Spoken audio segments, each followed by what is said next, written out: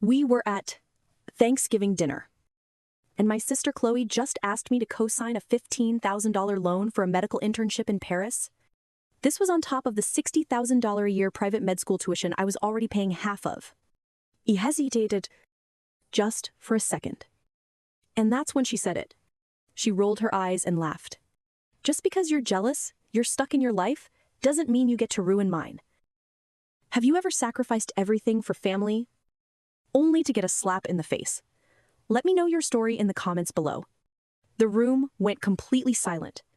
That kind of silence that's so loud it rings in your ears.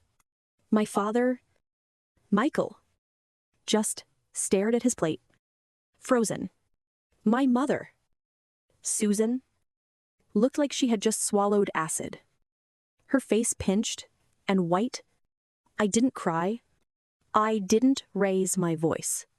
The anger I felt wasn't hot. It was cold. It was a terrifying, beautiful clarity. I calmly placed my fork and knife on the plate, the porcelain, making a small click. I looked at Chloe, then at my mother, then my father. I'm done, I said. My voice didn't even shake. Done with what, dear? My mother asked, trying to force a light tone. I'm done paying. I said, I'm not paying another cent. Not for the $60,000 tuition. Not for the textbooks. And I am certainly not paying for a $15,000 trip to Paris. Chloe's jaw dropped. Rosalind, you can't. I'm done. My mother immediately jumped in. Rosalind, don't be selfish. She's your sister. She's trying to build a future. Selfish, I almost laughed. I'm selfish. I stood up from the table. I'm not doing this anymore. I walked to the hall, grabbed my coat, and pulled it on. I could hear my mother hissing, Rosalind, get back here. You are making a scene. I opened the front door. The cold November air hit my face, and it felt like the first clean breath I'd taken in years. I walked out, got in my car, and drove away, not even checking the rearview mirror. As I drove back to my tiny studio apartment, the adrenaline started to wear off. But the clarity remained. My life is chaos.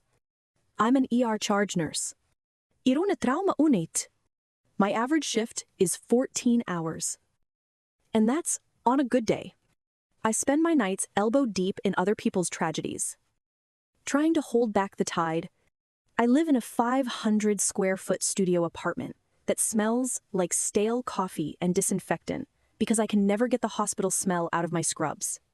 Chloe's life, which I funded, is a curated Instagram feed. Her studying involves $300 textbooks she'll never open and brunches that cost more than my weekly groceries. Her social media is a parade of boutique coffee shops, weekend trips I paid for, and that brand new $3,000 medical grade laptop. I bought her because she needed it for her classes. While I was coding a patient at 3 a.m., she was posting selfies with the caption, tired, but grateful. My world is blood and long hours. Her world is brunch and entitlement. And I was the one paying for both. I pulled into my own parking spot, the one I pay too much for, and just sat in the dark for a minute, the engine ticking as it cooled. My dream wasn't a trip to Paris. My dream was a $40,000 down payment on a small apartment, a one-bedroom condo, anything. Just a few walls that were mine. I'd been saving for it for years. I'd even hit the goal. $40,000. Twice. But then there was always a crisis. The first time, Chloe's car died and she needed a reliable one for school. The second time, her rent deposit was unexpectedly high. My dream of $40,000 kept getting drained, transaction by transaction, to fund hers. And driving home tonight, I finally understood why I'd been looking at it all wrong. In my family, The roles were set a long time ago. My sister, Chloe, is the golden child. She's the one who would be the successful doctor, the one who would carry the family name, the one who would make them proud. She is the trophy. And me, I was the utility child, the workhorse, the family scapegoat. My purpose wasn't to be successful. My purpose was to fund her success. My parents, Susan and Michael. I didn't see my 14-hour shifts and my bloody scrubs as a sacrifice. They saw it as my function. My paycheck wasn't mine. It was just a resource for the family's real project. Chloe, when they said, family helps family, what they meant was, you exist to serve the golden child. My sacrifice wasn't a gift. It was an obligation. But I can't just put this all on them. The hardest part to admit, sitting there in my car, was my own role in it. Why did I let this happen for so long? I'm a person who tells surgeons what to do in a crisis. I am not weak, but I was caught in the martyr's trap. It's a psychological sinkhole. I kept telling myself that if I just worked one more double shift, if I just gave them one more $1,000, if I just sacrificed one more time, then they would finally see me. They would finally look past Chloe, and say, thank you, Rosalind. We see what you've done. We love you. I wasn't just paying for her tuition. I was paying for the hope of recognition. I was addicted to the fantasy that my sacrifice would finally make me worthy of their love. Tonight, sitting at that dinner table, hearing the word jealous come out of her mouth, that hope didn't just fade. It died. It was a clean break. And as I turned the key and my apartment plunged into darkness, I realized I didn't feel sad. I felt free. I slept through the night for the first time in months. But when I woke up, the war had begun. My phone had exploded. It was a digital siege. First, the texts from my mother, Susan. They were a masterclass in emotional manipulation. The first one read, Rosalind, you have broken my heart. You are tearing this family apart over nothing. Your sister is in her room crying. An hour later, she looks up to you. And you abandoned her. You are destroying her future. Is this who you are? Then, the texts from my father, Michael. His were different. Not emotional, but cold and authoritative. You have created a significant mess. You embarrass this family, and you will fix this. Call us immediately. It was a classic, two-pronged attack. My mother played the victim. My father played the judge. I looked at the screen. At the wall of blue and gray messages, I didn't feel sadness. I didn't feel guilt. I just felt tired. It was like watching a very loud, very boring TV show. So I did what any sane person would do. I blocked my mother. I blocked my father. And I went to work. For a few days, there was silence. It was wonderful. I started transferring money from my checking account back into my $40,000 savings account. The number started to climb again. And every dollar felt like a small piece of my life I was buying back. Then, about a week later, I got a text from an old high school friend. It was just a link, with no comment other than, wow, is this real? I clicked it. It was a med school emergency fund page. My sister Chloe's face was at the top, looking sad and brave in a photo I recognized from one of her expensive brunches. The text she had written was a masterpiece of fiction. She wrote about her dream of becoming a doctor, how she was a first-generation medical student. Then, the sob story. She wrote that due to a sudden and tragic family crisis, her financial support had been unexpectedly and cruelly pulled idiotes, leaving her on the verge of being kicked out of school. She was blindsided and heartbroken, and just needed a little help to get her through the semester. It was all lies. She conveniently left out the 14-hour shifts I worked. She left out the jealousy comment. She left out the $15,000 Paris trip. She had painted herself as the victim and me as the tragic family crisis. I scrolled down to see how much she had raised. In 1 week, her emergency fund had raised a total of $50, a single donation from a distant aunt. I actually laughed. It turned out that while Chloe was great at spending other people's money, her friends weren't nearly as interested in giving her theirs. Her entitlement didn't have the cash value she thought it did. I closed the browser, went to my fridge, and, for the first time in a long time, I ordered dinner from a place I actually liked. Instead of the cheapest one I could find, I thought blocking their numbers and watching her fundraiser fail would be the end of it. I was wrong. It was just the end of their remote attacks. 2 nights later, I was just getting home from another brutal 14-hour shift. I hadn't even had time to take off my scrubs when someone started pounding on my apartment door.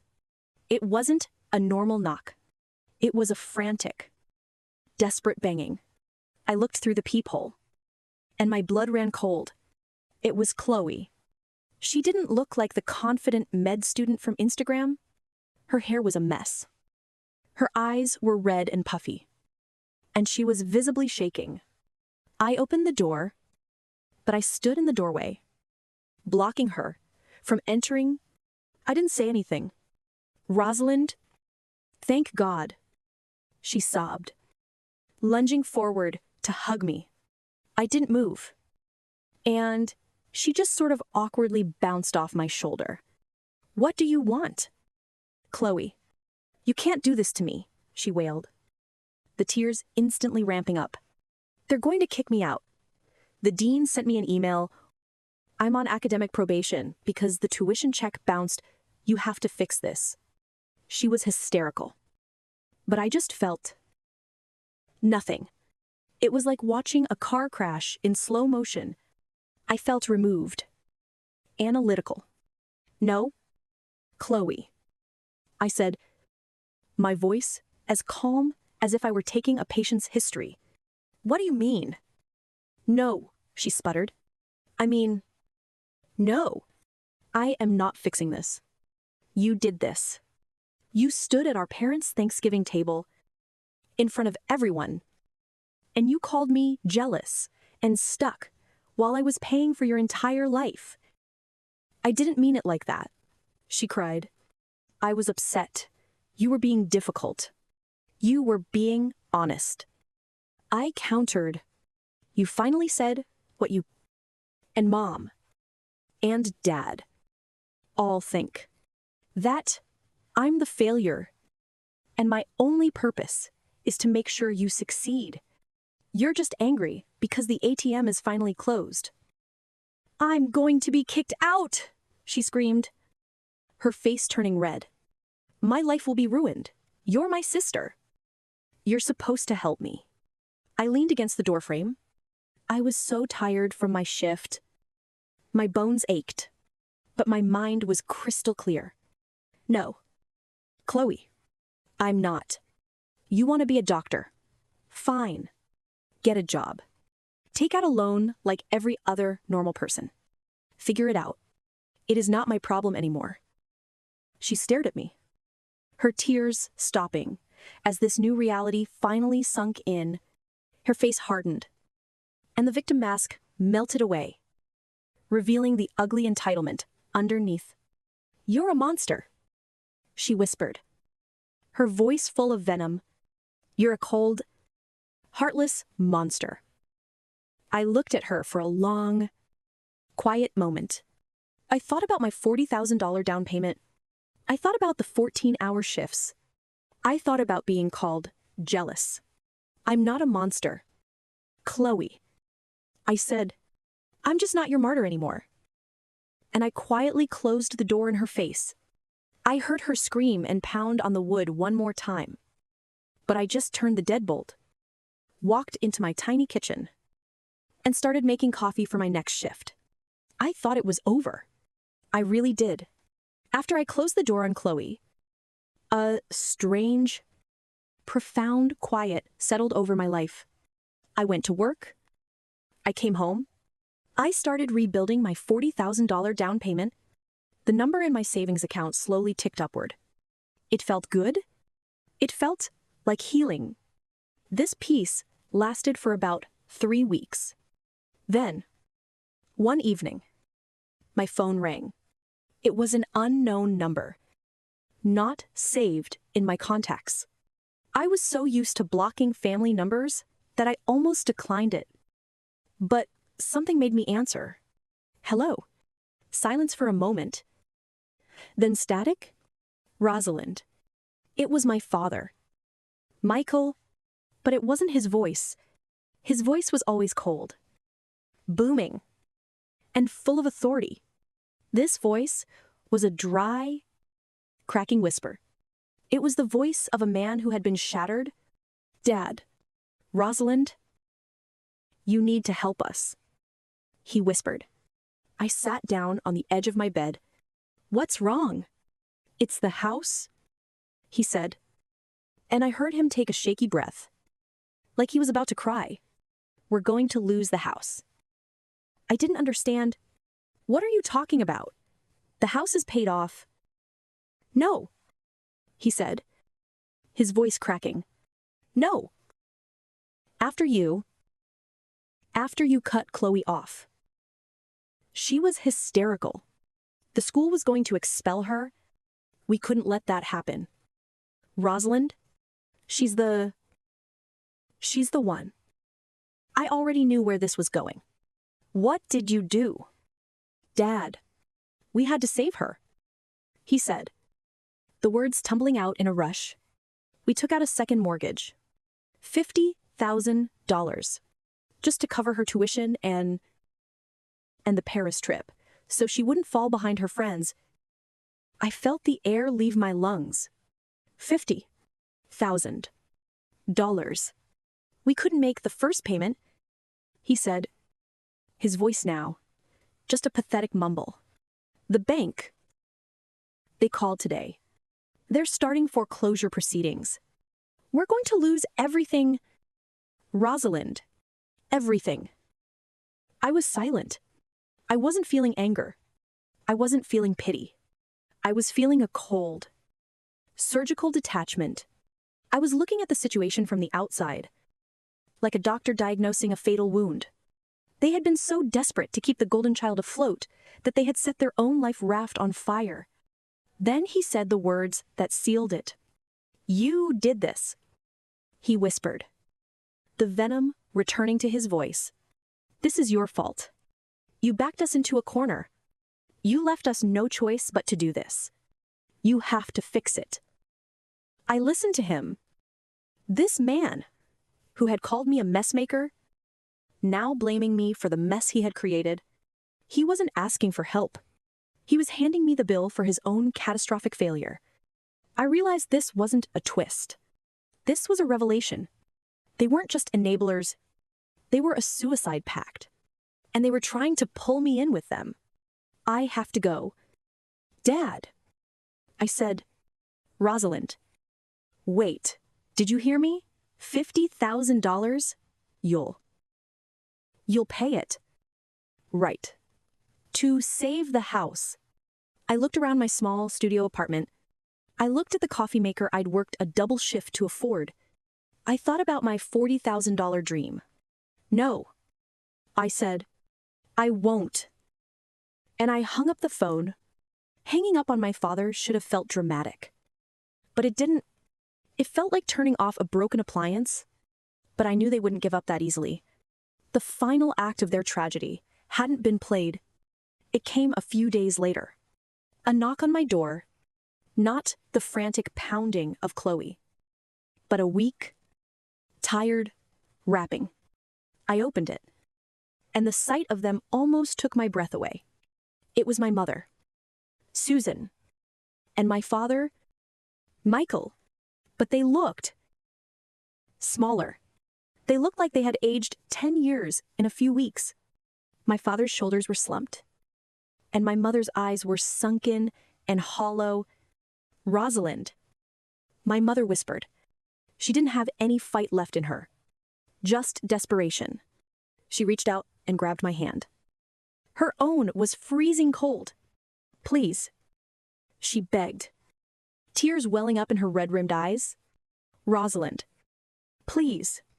We're losing the house. The house? Rosalind, everything we built. It's all going to be gone. My father just stood behind her, silent, his face gray. He couldn't even look at me. Please. My mother sobbed, to her voice cracking. Just this one time, $50,000. That's all. Just pay the mortgage. And we'll never ask you for anything ever again. We promise. We'll pay you back. Please. Honey, it's your home. This was it. The final power flip. The people who had watched me work myself to the bone. The people who had called me selfish and jealous. The people who had blamed me for their own decisions were now standing at my door, begging me to save them from themselves. I looked at my mother's hand holding mine. I looked at my father, who was the very picture of a broken man, and I felt deep, profound pity, but not enough to set myself on fire to keep them warm. Not anymore. I gently pulled my hand from hers. No, I said. My voice was quiet. Not cruel. Just final. What my mother gasped. No, that house isn't my home. It stopped being my home when you decided I was just an investment to fund Chloe. You made a choice. Mom, you both did.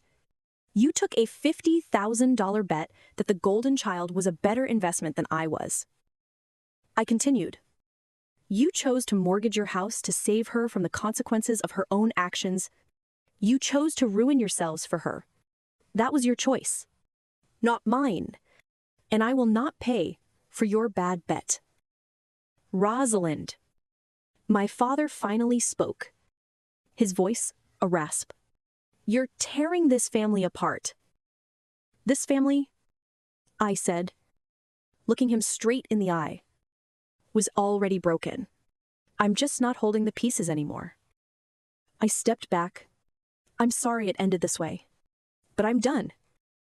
I closed the door.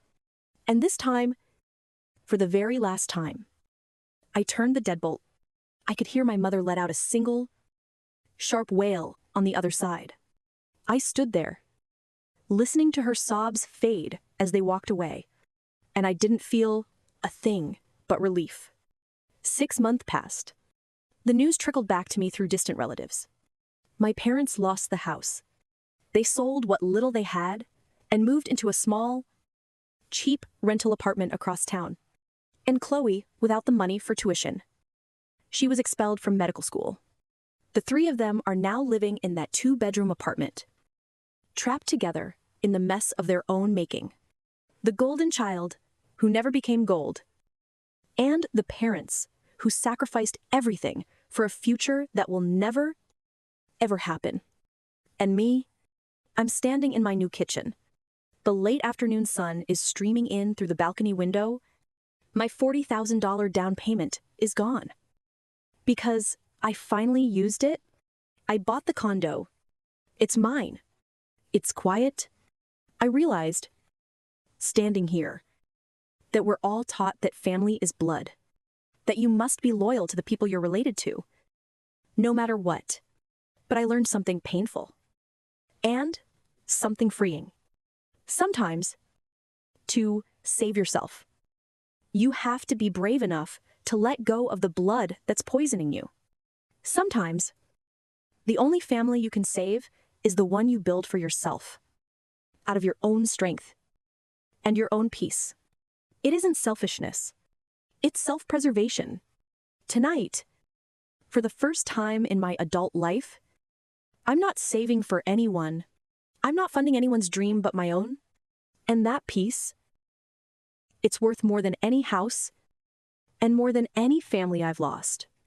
If you're in a situation that's draining you, remember that you have the right to put yourself first. You deserve to be respected. Share this story if it spoke to you. And don't forget to subscribe for more stories about finding your own strength.